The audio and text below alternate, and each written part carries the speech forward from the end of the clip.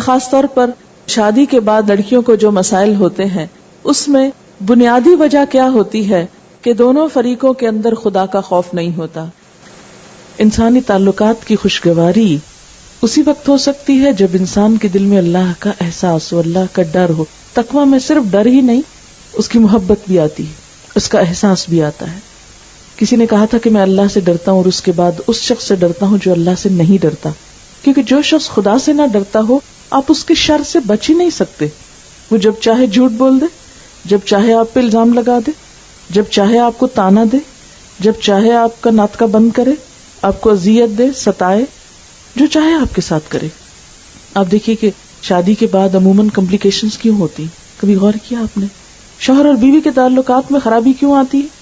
ساس بہو کے تعلقات کیوں خراب ہوتے؟ کیونکہ بہت سی باتوں کو ٹویسٹ کر کے کچھ سے کچھ کر دیا جاتا ہے. بات کچھ ہوتی ہے, بنا کچھ لیا جاتا ہے.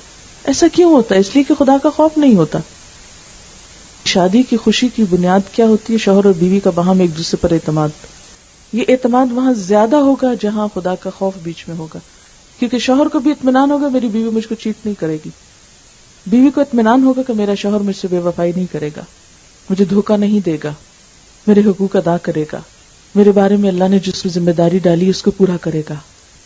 ہم عموماً سمجھتے کہ شادی کی خوشیوں کا انحصار زیادہ اچھے کپڑے پر, زیادہ خوبصورت جیولری پر, زیادہ اچھے گھر پر, زیادہ اچھی جاب پر شوہر کی, یا زیادہ پڑھی لکھی بیوی پر ہے. نہیں, یہ سب چیزیں ٹھیک ہے, مددگار ہیں, لیکن جب تک دونوں میں خدا کا خوف نہ ہو تو تعلقات اچھے نہیں ہو سکتے.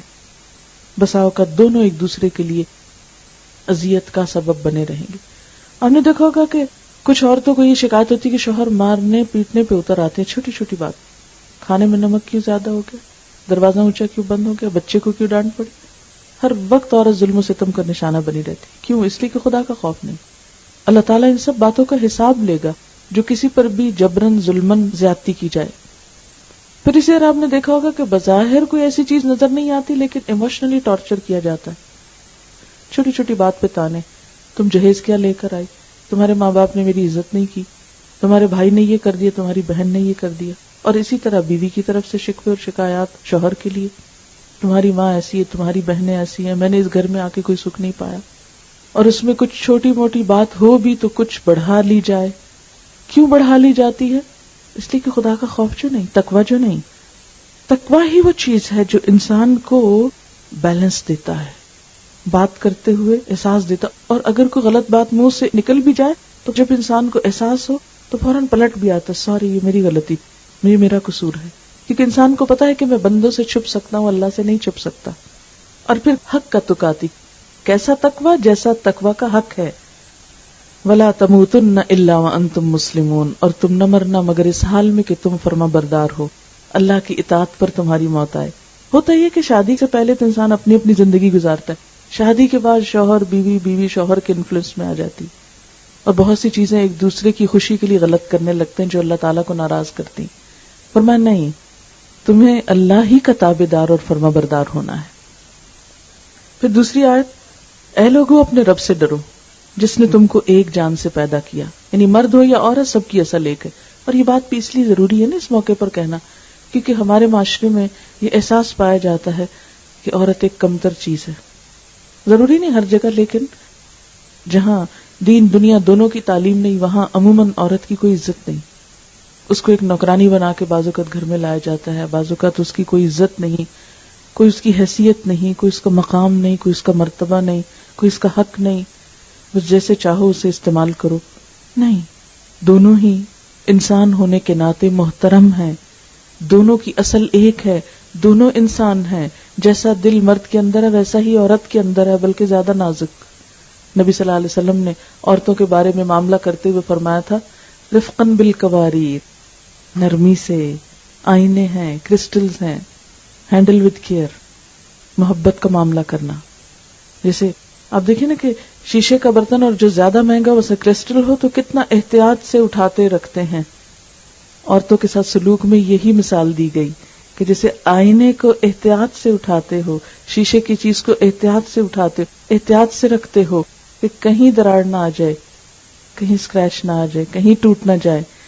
ایسے ہی ایک دوسرے کے اور خصوصاً عورت کے جذبات کا احترام کرنا، اس سے محبت سے پیش آنا، کیونکہ ایک لڑکی جب اپنا گھر بار چھوڑ کر آتی ہے تو اس کے لیے سب کچھ اجنبی ہوتا ہے، اسے عام حالات سے بڑھ کر محبت چاہیے ہوتی، حتیٰ کہ وہ اس گھر سے مانوس ہو جائے، لیکن بسا اوقات سسرال کی ایکسپیکٹیشنز فوری طور پر بہت بڑھ جاتی، ایک ایک چیز میں پورا جائزہ لیا جاتا ہے، دوربین لگا کے کھنگالا جاتا ہے کیا آتا ہے کیا نہیں آتا۔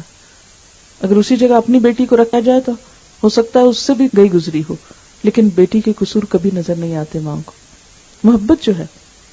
مگر کسی کی بیٹی جب آتی ہے تو اس کی چھوٹی چھوٹی بات بھی بہت بھاری لگنے لگتی ہے، اور چھوٹی چھوٹی چیز پہ انسان مایوس ہونے لگتا ہے، دل ہارنے لگتا ہے، یہاں تو گزارا مشکل ہے۔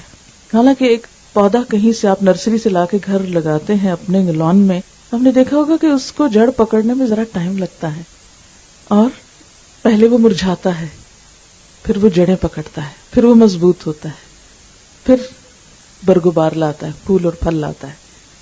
بالکل ایک بچی جب نئے گھر میں آتی ہے تو پہلے وہ کملاتی ہے، ایڈجسٹمنٹ میں ہوتی ہے کچھ مشکل، پھر آہستہ آہستہ وہ اس سے مانوس ہوتی ہے، اس کی جڑیں وہاں مضبوط ہوتی ہیں، پھر وہ ماں بنتی ہے، پھر وہ اس خاندان کے اندر ایک اہم مقام حاصل کر لیتی۔ تو ایک نئے پودے اور ایک بھرپور درخت میں بہت فرق ہوتا ہے۔ کسی آنے والی بچی کو اپنے اوپر قیاس نہیں کرنا چاہیے۔ مثلا ساس ہی ہے، وہ یہ نہ سمجھے کہ جو ہنر سکلز مجھ کو آتے ہیں وہ آنے والی بچی کو بھی سب آتے ہیں، نہیں۔ اگر ساس اس کو صرف اپنی بیٹی سمجھ لے اور اتنا ہی معاف کر دے جتنا اپنی بیٹی کو معاف کرتے ہیں، مثلا اپنی بیٹی 10 بجے دن تک سوتی رہے تو ہم کہتے ہیں ہاں بچی ہے نا، تھک جاتی بیچاری، کیا کرے۔ اگر بہو ایسا کر لے شامت آ جاتی۔ ڈبل سٹینڈرڈز ہیں نا ہمارے، اسی لیے ہمارے گھروں میں خوشی نہیں ہوتی۔ پھر خود بیمار ہو تو کچھ اور چاہیں گے، بہو بیمار ہو کچھ اور سٹینڈرڈز ہوں گے۔ یہ چھوٹی چھوٹی چیزیں ہمارے تعلقات کو خراب کر کے رکھ دیتی۔ تو شوہر کو کیا سمجھایا گیا؟ دونوں ایک اصل سے ہو، عورت کی بھی عزت ہے، اسے بھی احترام دینا ہوگا، اسی طرح شوہر کی بھی عزت ہے۔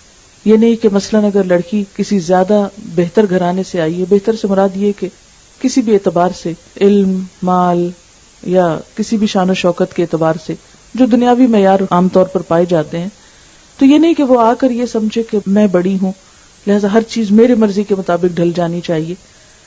کیونکہ بسا اوقات کیا ہوتا ہے کہ باہر سے آنے والی لڑکی یہ سمجھتی کہ سب سے زیادہ حق میرا ہے اس گھر پر، اس لیے کہ میرا شوہر کما کے لا رہا ہے، وہ ساری آمدنی مجھ کو ملنی چاہیے، ہر جگہ میری مرضی ہونی چاہیے، اور ساس اور سسر اور باقی رشتے دار سب ریٹائر ہوں، وہ اپنا کام کریں، اب حکومت میری ہے۔ تو یہ رویہ بھی درست نہیں ہے۔ کسی بھی گھر میں اپنا مقام پیدا کرنے کے لیے ابتدا حقوق مانگنے سے نہیں، خدمت کرنے سے ہونی چاہیے۔ جب دینے والے ہوں گے تو ملے گا بھی۔ تو یہاں پر کیا فرمایا؟ دونوں کی اصل ایک ہے، خلقکم من نفس واحدۃ، ایک جان سے بنایا تم کو، وخلق منہا زوجہا، اسی سے اس کا جوڑا بنایا، یعنی عورت ہو یا مرد دونوں ایک اصل سے ہو، اس لحاظ سے دونوں میں فرق نہیں۔ ہاں دونوں کے حقوق اور ذمہ داریاں الگ ہیں۔ وَبَثَّ مِنْهُمَا رِجَالًا كَثِيرًا وَنِسَاءً، اور ان دونوں سے بہت سے مرد اور عورتیں پھیلا دی۔ دنیا میں جتنے انسان نظر آتے ہیں یہ صرف تنہا کسی مرد کا کمال نہیں، تنہا کسی عورت کا نہیں، یہ دونوں کے ملاپ کا نتیجہ ہے۔ لہٰذا ایک خاندان کو بنانے کے لیے دونوں پلرز برابر ہونے چاہیے۔ کہتے ہیں نا کہ گاڑی کے دو پہیے اور دونوں اپنی اپنی جگہ ہوں گے اور ویل بیلنسنگ ہوگی تو پھر ہی گاڑی چلے گی۔ اگر ایک پہیہ بڑا لگا دیں، ایک چھوٹا لگا دیں، ایک زیادہ اچھا لگا دیں، ایک پنکچر لگا دیں تو گاڑی نہیں چلتی۔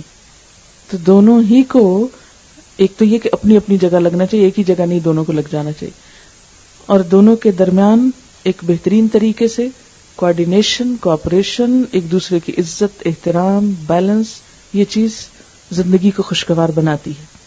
پھر فرمایا واتقوا اللہ، اللہ سے ڈرو۔ یعنی یوں لگتا ہے کہ جیسے اللہ سے ڈرنے سے بات شروع کی جائے، پھر تھوڑا گزرے اور کہیں خرابی ہو تو پھر اللہ سے ڈرو، پھر چلے ہو، پھر کچھ کمی بیشی، پھر اللہ سے ڈرو۔ اور جب انسان اللہ سے ڈرتا ہے تو اپنی غلطیاں نظر آنے لگتی ہیں، جب اس کا خوف نکلتا ہے تو ہمیشہ دوسروں ہی کی غلطیاں نظر آتی ہیں۔ واتقوا اللہ الذی تساءلون بہ والارحام، اس رب سے ڈرو جس کا نام لے کر ایک دوسرے سے اپنے حق مانگتے ہو، اور رشتہ داروں کے بارے میں خاص طور پر خدا سے ڈرو، کیونکہ رشتہ داری کا معاملہ ہاں وہ ماں باپ کی طرف سے ہو یا سسرال کی طرف سے، رشتوں کو کاٹنے والا اللہ کا ناپسندیدہ انسان ہے۔ نبی صلی اللہ علیہ وسلم نے فرمایا لا يدخل الجنت قاطع الرحم، رشتوں کو کاٹنے والا جنت میں نہیں جائے گا. تو دنیا بھی جہنم ہو جاتی ہے تو اگلی جنت میں اس کو کیا کرنا ہے جا کے؟ اس نے تو یہی اپنے لیے پسند کیا. اللہ تعالیٰ کی رحمت ان لوگوں پر نہیں اترتی جو رشتوں کو کاٹ دیں، جو رشتوں کا احترام نہ کریں. اور آپ نے دیکھا ہوگا کہ بسا اوقات ایک دلہن کے آنے سے یا ایک رشتے کی وجہ سے خاندان میں ایسے تفرقے پڑتے ہیں کہ سب کٹ کے رہ جاتے. یاد رکھیے اس معاملے میں عورت اہم ترین کردار ادا کرتی ہے. مرد بیچارے تو کمانے میں لگے رہتے ہیں، وہ تو باہر کی ذمہ داریاں ہی پوری کرتے رہتے ہیں، لیکن رشتوں کی جوڑ توڑ، تعلقات بنانا، بگاڑنا، لینا دینا، محبت نفرت، اس کی ابتدا عورت سے ہوتی ہے. ماں ہی ایک اخلاق سکھاتی ہے بچے کو کہ اس کو دوسروں کی قدر کرنا ہے. اسی طرح اگر عورت کے اندر صبر ہوگا تو مرد بھی نجات پائے گا، ورنہ اس کی بھی اللہ کے ہاں پکڑ ہو سکتی.